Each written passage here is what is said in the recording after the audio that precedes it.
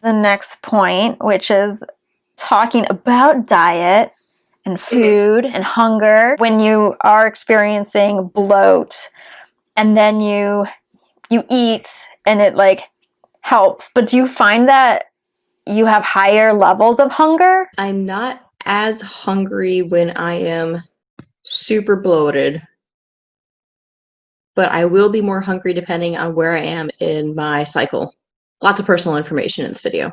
But you know what? I'm speaking for all girls. We'll have the day where like, oh my gosh, I am a bottomless pit. I am so freaking hungry. What is wrong? That's normal. So when I finally eat food, because I'm guilty of it, I put it off, and then as soon as I eat, I'm like, oh, that's all I need to do. It's like that triggers the bottomless pit. Yeah. And it's like, oh my gosh, I want to eat everything now. And I can eat. Hungry. I'm so hungry. Yeah. And it's probably because I haven't eaten for so long. And then, of course, I eat everything. And then I am bloated. If I just ate consistently and helped my body work the way it's supposed to. But I definitely do feel like ravenous sometimes around the times where I'm like super bloated. When I first acknowledge the bloat, I'm of course like, I do not want to put anything in my stomach. My stomach is so full. And it's like, it's air. It's just pressure. It's uncomfortable. Why do I want to add to this? And then as soon as you do, it just starts to like, alleviate a little bit. And then all of a sudden my brain is like, okay, so now you can eat. You can eat everything. You want everything. But it's also funny because I won't have an appetite. Like nothing will sound good, but I want to eat everything. And then I do. Oh, I guess this sounds good. I guess I have it. I guess I'll eat it. And then I'll eat it, and my brain is like, no, that's not what you wanted. And I'll be like, okay, then what is it that you wanted? And it's like, I don't know. And it's like, why don't you try eating something else? Maybe that's it. And then I'll eat it, and I'm like, that's not it either. That's not it either. It's not helpful. Okay, so this happened to me last night. Yeah. And I like... True story. True story. I have been super bloated, but I'm not gonna like stop eating, obviously, because that's just gonna make it worse. And so I ate, and I ate throughout the day. I ate like a normal human being. I still felt super bloated, and I was probably dehydrated now looking back. And then it got to like the evening, and I ate dinner, and it was fine. And I was like, okay, I'm full, but I could eat a little bit more. And so then I did. I ate something that I thought sounded good because it's something that I know I like. But then I ate it, and my brain was like, oh, but you didn't actually want that. Okay, what is it that I did want? And it had the same conversation of like, well, I don't know. What else do you have? I'm like looking around. I'm like a crazy person talking to myself. Like, oh, maybe I want this. So I ended up eating half a box of cereal. Dry. Even better. Like, I don't know. We're just going to try eating this and see if it helps. And as I'm eating it, I literally could feel my stomach just being like, I hate you. I hate you. I hate you. As it's what are you doing? And I'm like, I don't even care at this point. And I ate the whole thing. And even after that, even feeling super uncomfortable in my midsection, my brain was like, we still need to eat. And I was like, no. We do not. I always question it. Am I feeling bloated or am I feeling full? I don't know sometimes. But my brain is like, but you're still hungry. You're still hungry. And I'm like, but I don't think so. Side note takes me down this whole like, oh my gosh, did I just have a binge? I've been working so hard not to binge. And I mean, I haven't binged and purged in like 3 years. I mean, this hasn't happened in a really long time, but last night it happened. Like my brain like questioned me saying, does this mean we have to throw up? Almost like, oh my gosh, do we have to do that? Do we have to do this again? Was that a binge or was I just like eating mindlessly? Was I just, trying to alleviate this hunger that I'm feeling? Question between eating mindlessly versus binging. That's a good differentiation. I did not think of that before. An awakening moment or realization. I've come so far that my own conscience saddened by the idea of making myself throw up. And before, this is going to sound so weird, it was like a reward to throw up. No, I can understand that. Yeah. That was like the goal. Like we're going to eat till we puke, Yeah. And now my brain is like, can we not do that? I was like, I did not have any intention of doing that. But oh my gosh, my own brain is like, I really don't want to do that. Like, and my body really doesn't want to do that. Like, doesn't want to have to go through that.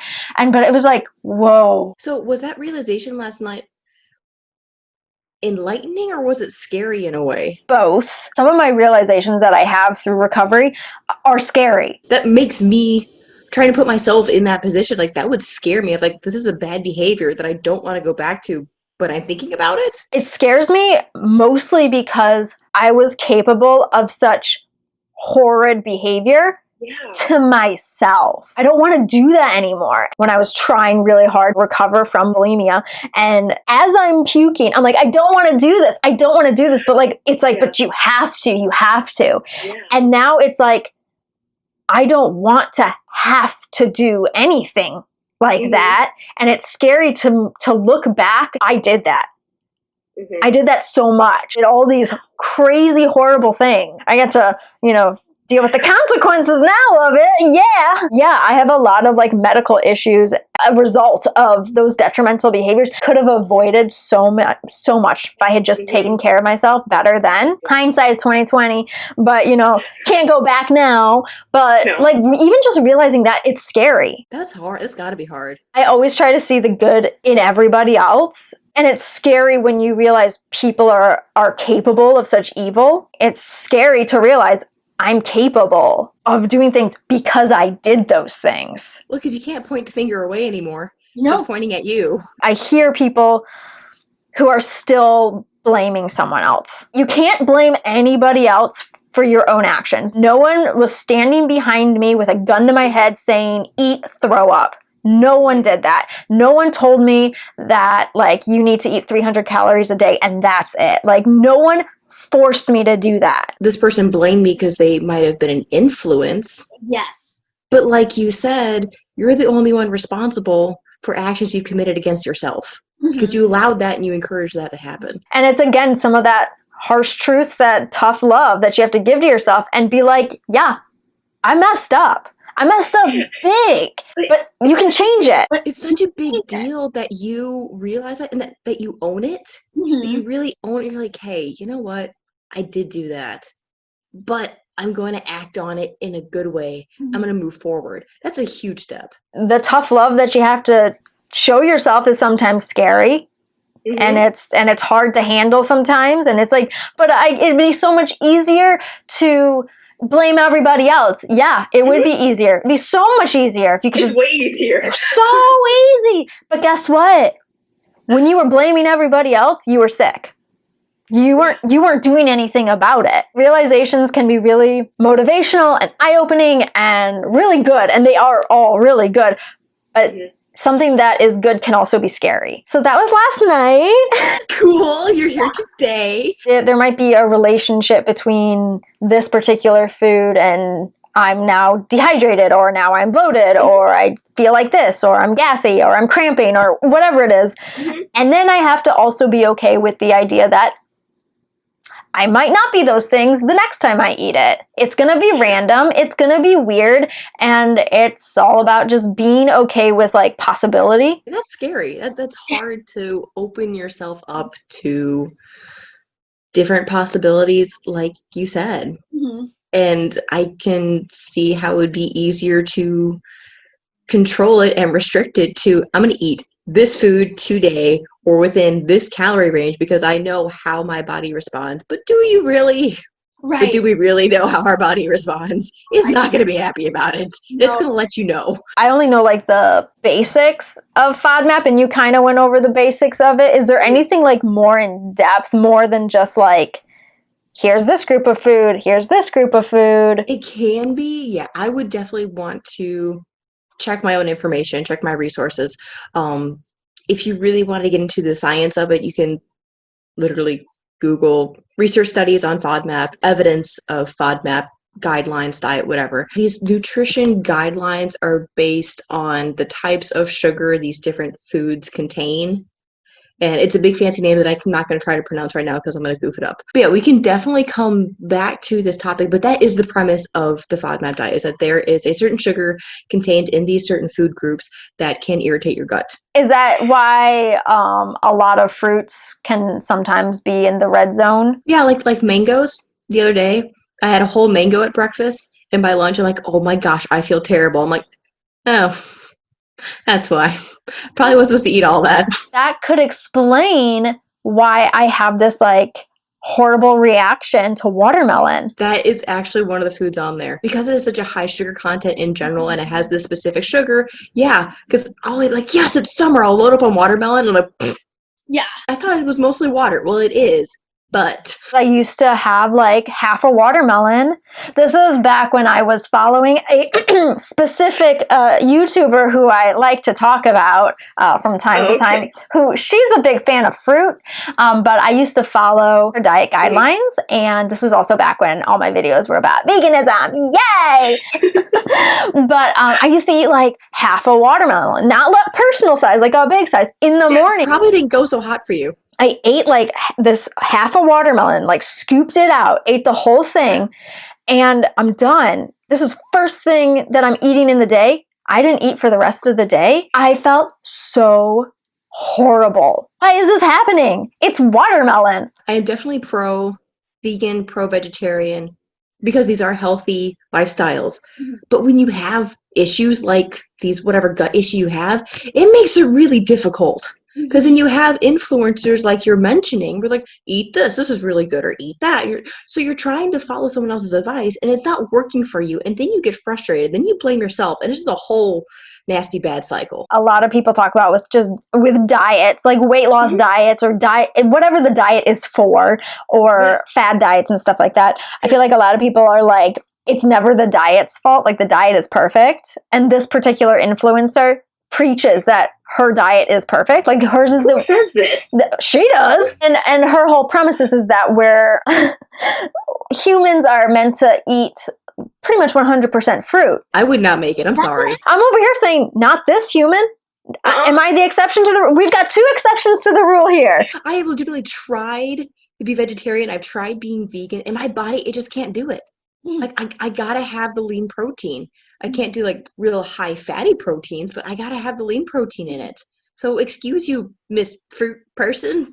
Yep. This is not gonna cut it. She preaches high carb, which works for some people, doesn't work for everyone. I enjoy my carbs, just not in the form of fruit. And it's not that I don't like fruit. I love fruit. It's just I'd rather eat other things. Like I don't even think of it until I realize, oh, I haven't had fruit in a while. And then I have some fruit and I'm like, oh, okay, what was the big deal again? I guess it's okay. I mean, fruit is delicious. It's just, as a kid, I ate so much fruit. It was sickening. Kind of fruited yourself out. I did. I really did. And then I followed this YouTuber's advice. Thanks for that. And I talked about this recently. When I was following her advice, I was diagnosed pre-diabetic. Oh my gosh, I wonder why. My diet is perfect. Oh, no. She basically says like, yeah, you're going to be bloated, but that's okay. And it's like, no, bloating is usually a sign that like, it can be a sign that something's wrong. Like that's inflammation in your gut banging on the door being like, hey, stop doing what you're doing. Stop eating a whole watermelon. Gosh darn it. Yeah, you're going to be bloated when you first start eating only fruit. I'm like, yes. And she's like, but that's to be expected. It's fine. It's like, no. Maybe not. As you can tell, I could go on and on. She infuriates me for not just the fruit thing, but like eating disorder recovery and stuff that she talks about. And it's really damaging. And yeah, that sounds potentially not healthy. No. That sounds like that could go down a bad rabbit hole. Oh yeah. Oh yeah, but it's okay. Her diet's not restrictive, according to her. Alrighty then. So what I'm hearing is a lot of fruit is on the red side of the FODMAP. Don't lump me in this one little circle. No, go look at the red list. Look at the fruits that are your trigger food or aren't your trigger food. Like for me, I can have half a mango and I'm okay. If I eat a whole mango, not a good idea. Apples are on there. Apples are a weird trigger food that if I eat a whole apple, I'm a little bloated. Random. Am I still gonna have apple pie? Yeah. I'm still gonna have apple pie. And I'm sure it also could have something to do, cooking processes or raw versus cooked. As hard as it might sound, I feel like a lot of it is trial and error. It is. As you're trying to figure this out, you're going to be uncomfortable and you're probably going to eat some things that you really like, but it might have a bad effect on you.